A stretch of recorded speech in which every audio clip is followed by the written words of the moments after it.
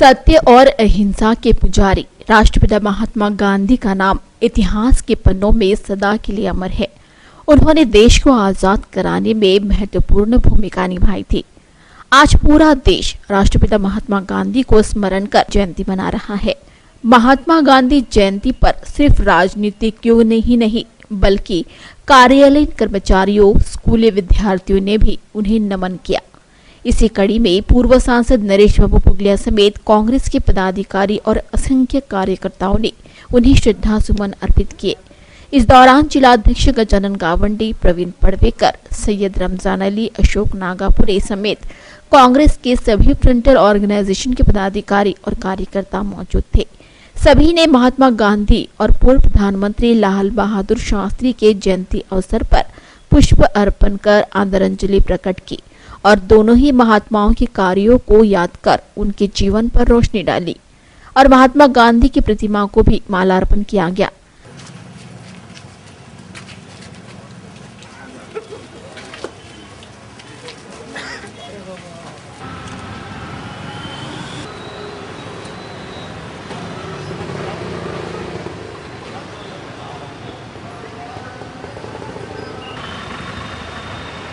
या दोन महामानवांची जयंती अतिशय उत्साहाने साजरी केली जात आहे।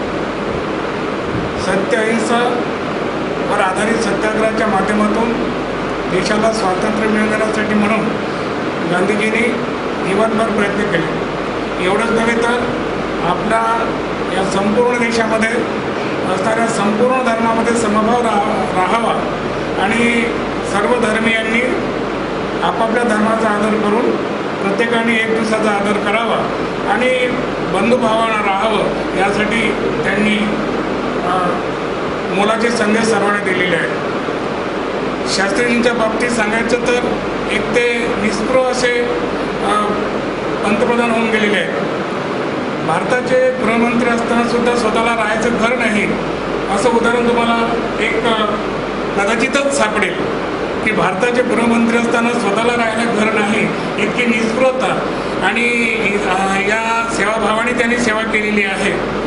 तेव्हा और इन लोगों का जो ज़माना था उस समय का वातावरण और आज के वातावरण जब हम सोचते हैं तो ज़रूर उनको याद करने की इच्छा होती है और उनके बारे में बात करने की इच्छा होती है। क्यों ये लोग इतने महान हो गए, इनके बारे में, इनके व्यवहार के बारे में हम सभी जानते हैं।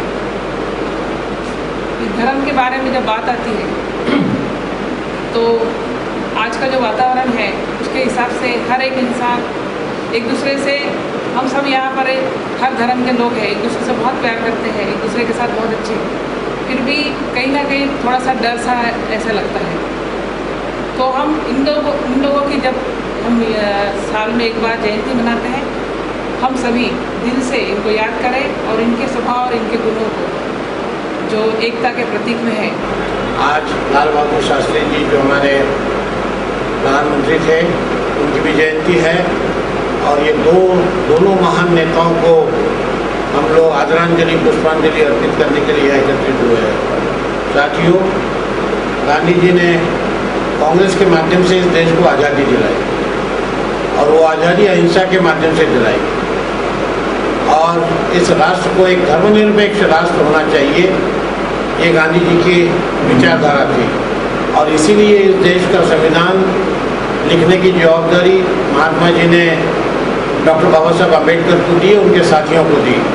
डॉक्टर बाबा साहब अम्बेडकर के विषय में उन्होंने उस समय के प्रधानमंत्री पंडित जवाहरलाल नेहरू जी से कहा था कि इस देश का शोषित, पीड़ित और आर्थिक दृष्टिकोण से जो कमज़ोर समाज है उसको अगर ऊपर उठाना है तो इस देश का संविधान उनके हक में होना चाहिए, उनकी रक्षा में होना चाहिए और ये जिम्मेदारी डॉक्टर बाबा साहब अम्बेडकर जी को दी जाए और इस संविधान के माध्यम से आज देश हमारा चल रहा है। साथियों, जिस महात्मा गांधी जी ने इस देश को आज़ादी दिलाई उस राष्ट्रपिता को जातिवादी प्रतिक्रियावादी शक्तियों ने गोलियों से भून डाला, उनको निशाना बनाया गया और राष्ट्रपिता हमारे बीच में नहीं रहे। तो साथियों, वही शक्तियाँ सारे देश में असर उठाने जा रही है। ये देश सभी जाति धर्मों को मानने वाले लोगों का देश है और हमारे राज्य घटना ने भी हमें अधिकार दिया है, जिस धर्म का पालन करना है वो कर सकता है, जिस भाषा में बोलना है बोल सकता है। देश के किसी भी राज्य में जाकर अपने शिक्षा के लिए, अपने व्यापार के लिए, अपने रोजगार के लिए वो जा सकता है। ये सब बातें हमारे संविधान ने दी है, किंतु प्रतिक्रियावादी और जातिवादी शक्तियाँ बीच बीच में जो सर उठाती है, तो कांग्रेस के माध्यम से आपको और हमको जागरूक रहना चाहिए। ये लोकतंत्र को मानने वाला देश है। देश में ग्राम पंचायत से लगा के पार्लियामेंट तक सरकारें आएंगी और जाएंगी। हर 5 साल में हमारे चुनाव होते हैं और चुनाव के माध्यम से जनता अपनी सरकार चुनकर देती है, किंतु आज का दौर एक अलग दौर है। चुनाव के अंदर हमारी जिस भी राजकीय पार्टी का एक मैनिफेस्टो होता है और वो मैनिफेस्टो के माध्यम से जनता को वादा करता है कि मेरी सरकार अगर चुन के आई तो मैं आपके लिए ये करूँगा, चाहे वो राज्य सरकार रहे, केंद्र सरकार रहे, कारपोरेशन रहे, नगर परिषद रहे, जिला परिषद रहे, ग्राम पंचायत भी अगर होती है तो उसने कहा कि मैं अगर ग्राम पंचायत का हमारी बॉडी आती है तो हम ऐसा ऐसा ग्रामीण क्षेत्र का विकास करेंगे। इस प्रकार के वादे चुनाव में किए जाते हैं, लेकिन मैनिफेस्टो में जो नेशनल पार्टीज है, जो स्टेट लेवल की पार्टीज है, उस पार्टी ने अपने मैनिफेस्टो में अगर उन्होंने कुछ चीज़ें जनता के सामने चुनाव के पूर्व रखी है, तो जीत के आने के बाद अगर उनकी सरकार बनती है, वो सत्ता में आते हैं, तो उनका फर्ज होता है कि उस मैनिफेस्टो को उसका पालन करें। और वो पालन करने के लिए, चलो पीछे से जाओ, मैनिफेस्टो का पालन करना ये और राजकीय पार्टी की जिम्मेदारी होती है। लेकिन आज के युग में हम देख रहे हैं, चुनाव के पहले चाहे वो स्टेट का चुनाव हो या सेंट्रल का चुनाव हो, बड़े बड़े वादे किए जाते हैं। कहीं कहा जाता है कि हम काला धन लाएंगे और 15 लाख रुपए हर व्यक्ति के अकाउंट में जाएगा। कहीं वादे करते हैं 10 करोड़ हमारे युवाओं को, बेरोजगारों को नौकरी देंगे। कहीं वादे करते हैं किसानों को कि आज जो आपको कृषि उपज पे जो आपको कीमत मिल रही है, आपके अनाज की जो कीमत मिल रही है, उसको हम 50% तक बढ़ा के देंगे। लेकिन आज के दौर में आपको पता है, आप में से कई लोग किसान हैं, खेती करते हैं, 50% बढ़ाना तो दूर, 25 से 30% हर चीज़ में किसानों को उसका मूल्य कम मिला है। चाहे फिर वो सोयाबीन रहे, चाहे कपास रहे, चाहे तूर रहे, कोई भी वस्तु आप देख लीजिए कृषि उपज की, हर चीज़ में किसानों को मार पड़ी है और किसान आत्महत्या कर रहा है। इन सब चीज़ों को देखते हुए हमें कांग्रेस जो वादे अपने मैनिफेस्टो में करती है, वो 99% पूरे करने का प्रयास करती है। और ये राष्ट्रीय पार्टी, सब में पुरानी पार्टी होने के नाते हम लोग गलत वादे अपने मैनिफेस्टो में चुनाव के समय गलत वादे कर जनता को गुमराह कर उनका वोट लेना, ये हमारा कांग्रेसियों का धर्म नहीं है। लेकिन जो धर्म के नाम का डंका बजाते हैं, ऐसे लोग धर्म का पालन नहीं करते। धर्म का अर्थ मेरा ये है कि हमने जो जनता से वादा किया है, उनका वोट, मूल्यवान वोट लिया है, उसके बाद अगर हम वादे पूरे नहीं करते हैं, ये सब चीज़ें जनता के सामने आपको और हमको मिलकर लानी होंगी। साथियों, इस देश का लोकतंत्र मजबूत है, इस देश की नींव मजबूत है। कई आए और कई गए, लेकिन कांग्रेस जहाँ की वहीं है। आज हम विरोधी पक्ष में हैं। गांधी जी ने जब अहिंसा के माध्यम से इस देश को आज़ादी दिलाई, तब ये नहीं सोचा था कि हमें सत्ता मिलेंगी या नहीं मिलेंगी। लाखों लोग जेलों में गए, कई लोग, युवा लोग फांसी पे लटक गए, क्योंकि इस देश को आज़ादी दिलाना ये उनका मकसद था। और आज आप और हम स्वतंत्र भारत के नागरिक के रूप में आज अगर हम यहाँ भारत में हैं, अपने देश में हैं, ये गांधी जी की पुण्याई है। ये महात्मा गांधी जी का अहिंसा का नारा और इस देश को आज़ादी दिलाने का नारा है। इसलिए सभी कार्यकर्ताओं से मैं अपील करूँगा कि गांधी जी के सिद्धांत, गांधी जी की अहिंसा के बाद जो ग्रामीण क्षेत्र कार्यकर्ता है, उन्होंने ग्रामीण क्षेत्र में विकास का काम करना चाहिए। जो शहरी क्षेत्र में के कार्यकर्ता है, उन्होंने शहर का विकास करना चाहिए।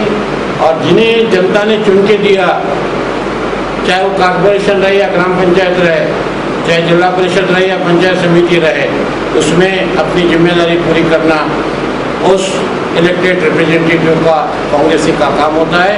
हम उम्मीद करेंगे कि इस जिले के विकास के लिए, राज्य के विकास के लिए और देश की एकता और अखंडता के लिए हमको और आपको मिलकर काम करना है। यही सही मानों में गांधी जी को आदरांजलि होंगी, उनके विचारों को आदरांजलि होंगे। आज की इस खुशी के मौके पर मैं मेरी ओर से और आप सबकी ओर से और कांग्रेस कमेटी की ओर से हमारे पूज्य राष्ट्रपिता महात्मा गांधी जी और हमारे पूर्व प्रधानमंत्री लाल बहादुर शास्त्री जी को अभिवादन करता हूं और हम उम्मीद करते हैं कि इस जिले में कांग्रेस के माध्यम से दोबारा हम पूरी ताकत के साथ जिले के विकास के लिए हम कटिबद्ध हैं और वो रहेंगे। धन्यवाद। जय हिंद। एवं शहरी भाग के लोगों को किस तरह कार्य कर कांग्रेस को जीवंत रखना चाहिए, क्योंकि कांग्रेस के माध्यम से आज़ादी तो इन लोगों ने मिलाकर दी है, लेकिन उस आज़ादी को कायम रखने के लिए हमें कई जातिवादी शक्तियों से लड़ना है। इस बात का प्रेरणा तक संदेश भी बाबूजी ने दिया है। उसी के साथ इस कार्यक्रम में उपस्थित उसके लिए जी है और देश आप हमसे होता है, ये बात का हमको ख्याल रखना है। यानी कि इनकी ज़िंदगी हमारे लिए इन्होंने अपनी कुर्बान कर दी, तो क्यों ना हम अपनी ज़िंदगी भी उन लोगों को आने वाली पीढ़ी के लिए कुर्बान कर दें, क्योंकि गांधी जी और शास्त्री जी ने कर दिया कमाल, इसीलिए आज भारत का नागरिक है मालामाल। जय हिंद, जय भारत। कार्यक्रम यही समाप्त। वहीं दूसरी ओर भाजपा की ओर से भी महात्मा गांधी की प्रतिमा को माला अर्पण कर अभिवादन किया गया। साथ ही रेलवे स्टेशन परिसर में 28 फरवरी 1936 को राष्ट्रपिता महात्मा गांधी के आगमन से हुए पवित्र स्थल यानी नमन स्थल पर अभिवादन कर स्वच्छता की शपथ ली गई। इस समय महापौर राखी कंचर लामार समेत रेलवे के अधिकारी मौजूद थे।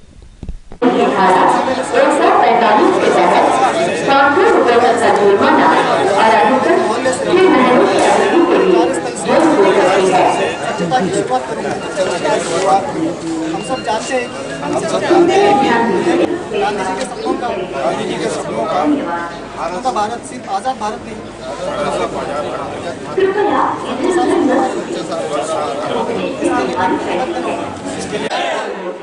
बोलो महात्मा गांधी की।